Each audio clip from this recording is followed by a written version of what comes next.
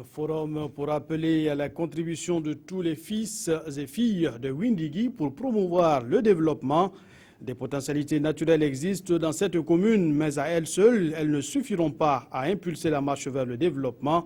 D'où la nécessité pour ces ressortissants d'apporter leur pierre à l'édifice. C'est la délégation spéciale de la commune qui initie le débat. Les détails dès le début de cette édition. Et puis, ils ont retrouvé le bercail sous la contrainte suite aux conflits communautaires qui ont endeuillé leur terre d'accueil. Ils n'entendent cependant pas abandonner leur activité principale de subsistance. L'élevage leur procure l'essentiel de leurs revenus, mais ils doivent cependant l'adapter à de nouvelles pratiques pour éviter tout conflit avec les autres communautés avec lesquelles ils partagent le même espace. Les déplacés de Bouna bénéficient pour ce faire d'une formation innovante en matière d'élevage. Le point dans cette édition à suivre également. Mesdames et messieurs, merci de nous suivre. On le sait, la région du Nord est réputée pour ses potentialités dans le domaine de l'élevage et de l'agriculture de contre-saison. Des potentialités qui, combinées aux efforts des hommes, impulsent le développement. Encore faut-il fédérer tout cela. Dans la commune de Windigi, un forum fait le lien entre les potentialités socio-économiques, culturelles et la contribution des forces vives. Le tout pour un développement concerté. On voit tout cela avec Irénée Kaboré et Moussa Ki. Le Forum pour le développement de la commune rurale de Windigi s'est penché sur la valorisation des potentialités agricoles, économiques et culturelles de la dite localité. Et pour atteindre cet objectif, les membres de la délégation spéciale, les ressortissants et les résidents, ensemble, ils ont identifié les secteurs capables de booster le développement. Les potentialités de la commune sont généralement basées sur l'agriculture, l'élevage. Les groupements travaillent, ils produisent, mais ils ne trouvent pas de chemin d'écoulement. Cette première édition du Forum pour le développement de la commune de Windigi a été organisée sous le thème « Culture, un facteur de cohésion sociale ». Elle a aussi été le lieu pour magnifier la fraternité entre les habitants, mais aussi de faire des doléances en matière d'infrastructures sanitaires, scolaires et routières. Nous pensons que lorsque nous prenons conscience que le développement ne peut que se faire par nous-mêmes et pour nous-mêmes, nous devons trouver les moyens en notre sein pour pouvoir booster notre développement. Nous avons dépouillé un certain nombre de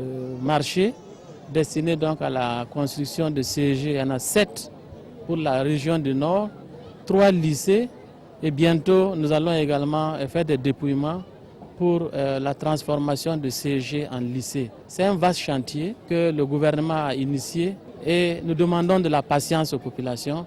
La cérémonie a pris fin par l'inauguration du marché et la visite des différentes expositions. Pendant ce temps, l'heure est au bilan dans la commune de Bassi, toujours dans la région du Nord. Les activités de développement pour le compte de 2015-2016 sont mises en examen en présence des populations ou de leurs représentants. L'exercice vise non seulement à les informer, mais aussi à les impliquer dans la gestion des activités de la commune. Abbas Traoré, Alidou, Alain Savadogo, reportage. C'est par une lecture commentée de ces tableaux que le président de la délégation spéciale PDS de Bassi a fait le point de sa gestion 2015-2016 à la population. À l'issue du bilan, le PDS se dit satisfait des réalisations malgré les difficultés rencontrées. C'est un bilan très satisfaisant parce qu'on a constaté que le budget a dégagé un excédent de 2 millions et quelques. Vraiment, c'est à l'actif des différents acteurs. Les difficultés que nous avons rencontrées, c'est surtout l'incivisme fiscal. Voilà, parce que, comme vous l'aurez constaté, la population est un peu réticente par rapport au paiement des taxes. Ce dialogue a permis à la population de Bassi de s'informer sur la gestion de la mairie et de faire des recommandations pour le développement de la commune. Au niveau même de l'organisation, j'ai vu qu'il n'a pas fait une consultation au niveau des CVD des différents villages afin de pouvoir faire un exercice. C'est que, vu ce qu'il avait fait, ce qu'on a évoqué ensemble, peut-être à l'IDIC prochain, il va essayer de faire une consultation envers les CVD et même certaines ressources de la commune. L'espace de dialogue et d'interpellation citoyenne EDIC a été initié par l'association Monde Rural AMR Au cours de cette cérémonie, la population a été sensibilisée sur l'importance du paiement des taxes. Et puis, allons à présent à Dori, dans la région du Sahel, où l'actualité est quelque peu dominée par les élections municipales à venir. Les hommes de médias ont une part à jouer dans le bon déroulement de ces élections, eux dont le rôle consiste à informer les populations.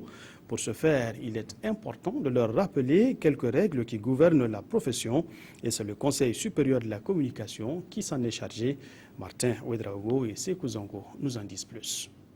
Ils sont une quarantaine, ces journalistes et animateurs de la région du Sahel, à bénéficier de cet atelier de formation sur les techniques de traitement de l'information électorale.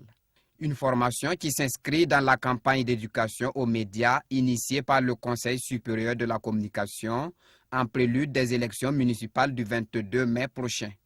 C'est pour permettre aux journalistes, et en tout cas d'avoir les compétences nécessaires pour accompagner le CSC dans la couverture médiatique de ces élections. Pour ce faire, plusieurs communications, comme le pluralisme et l'équilibre de l'information en période électorale, la responsabilité sociale du journaliste ont été au cœur de cette formation. La responsabilité lors de ces élections, c'est l'application des règles d'éthique et de déontologie. Je prends par exemple le principe donc de l'impartialité.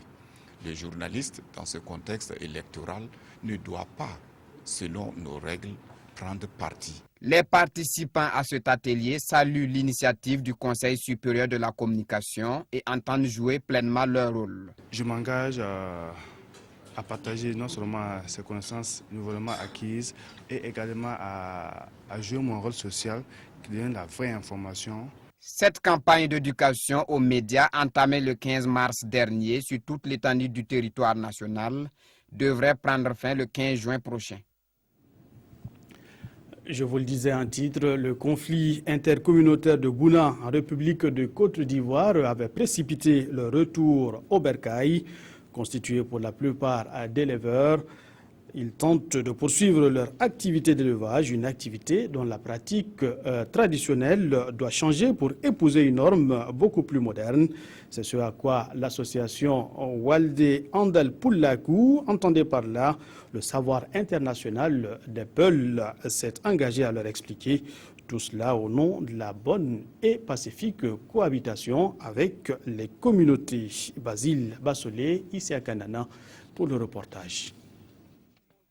Apporter son réconfort et témoigner sa solidarité à l'endroit des déplacés de la crise de Bouna, c'est tout le sens de cette rencontre.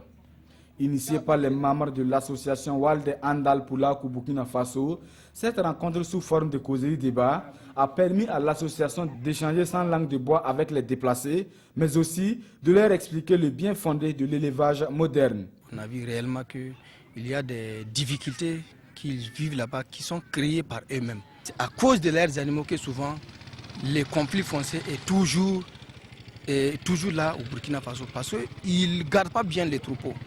Souvent, c'est des enfants qu'il faut donner, des enfants qui ne peuvent même pas garder les troupeaux. Il a au moins des milliers de têtes de bœufs devant lui. Il ne peut pas garder ces troupeaux-là pour les empêcher d'aller rentrer dans les champs des gens. Et on les a dit franchement, il faut qu'ils changent. C'est une initiative noble qui rentre dans le cadre de la préservation de la paix et de la cohésion sociale. C'est aussi une auto-mise en cause face à une situation de conflit. Et je pense que c'est très responsable. Un message bien compris par les déplacés qui se sont engagés à adopter des comportements responsables, gage d'une cohabitation pacifique entre les communautés. Suite à ce que Diko est venu leur dire, les expliquer, lui particulièrement il est très content et il va suivre ses conseils. Et il va tout faire aussi pour que ses proches aussi suivent le même conseil. Et ils vont adopter ça s'il plaît à Dieu. Créé en 2016, Walde Andal Poulakou Burkina Faso ambitionne installer des noyaux relais dans toutes les 13 régions du pays afin de faire passer son message. D'ores et déjà, elle peut compter sur son bureau local de Batié qui s'est engagé également à mener des campagnes de sensibilisation pour une cohabitation harmonieuse et pacifique des populations. Le Rotary Club s'engage dans la lutte contre le cancer du col de l'utérus. Le club a consacré son gala annuel à une collecte de fonds pour la cause. Une soirée dédiée s'est déroulée le 30 avril dernier à Ouagadougou et a connu la participation aussi bien des membres du Rotary que d'élus locaux. Daouda Ouattara, Claudine Dimabio Bikaba. Ce sont 3 200 000 francs CFA qui ont été collectés à cette soirée gala de bienfaisance pour lutter contre le cancer du col de l'utérus. Une initiative du Rotary Club de Ouagadougou. On a approché l'association des sages-femmes et c'est ce besoin qu'elles ont exprimé. Ils nous ont dit qu'il y a un appareil qui peut traiter de manière précoce la maladie lorsqu'elle est découverte à temps. Donc ce gala, c'est pour récolter les fonds et payer cet appareil. L'initiative est soutenue par les élus locaux. Ça nous touche en tant qu'être humain et notre soutien en tant que Parlement vis-à-vis de la lutte du Rotary Club, c'est de lui permettre, bien sûr, de contribuer aux côtés des femmes à lutter contre ce mal, contre ce fléau. Le Rotary Club ambitionne pour les années à venir équiper certains centres médicaux en matériel pour faciliter le travail des personnels soignants et soulager les malades. Culture pour finir, Bondokui a son festival, le Festab, le Festival des Arts Populaires. 72 heures pour faire de la culture de cette localité une réalité et la faire voir sous toutes ses facettes. De quoi valoriser et dynamiser cette même culture. Suivons plutôt ce reportage de Lamine Karantao et Moussa Sanon à Bobo Dulasso. De la musique, de la danse, des soirées de contes, des expositions de mets traditionnels et des objets anciens. Voilà un pan de la culture burkinabé magnifié ici à travers la première édition du Festab, le Festival des Arts Populaires de Bondokui. Nous entendons en réalité créer un tremplin pour l'ensemble des artistes de cette commune pour pouvoir aller au contact des autres communautés, au contact des autres artistes pour effectivement se promouvoir et se perpétuer.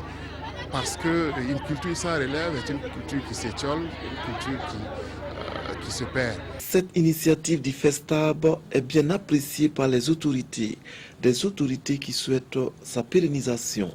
Pour une première édition, l'initiative est à saluer. Il y a beaucoup qui ont déposé des projets dans le sens en tout cas de la tenue des festivals qui n'ont pas pu voir le jour.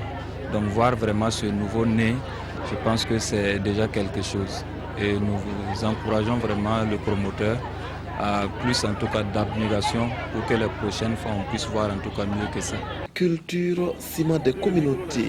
C'est autour de ce thème que cette première édition du Festab est organisée. En attendant de faire le bilan, les initiateurs donnent d'ores et déjà rendez-vous en 2017 pour la deuxième édition. Voilà, ce sera tout pour cette édition. Merci de votre fidélité. L'information revient à 20h et c'est Fousseni Kindo qui vous retrouve. Bonsoir.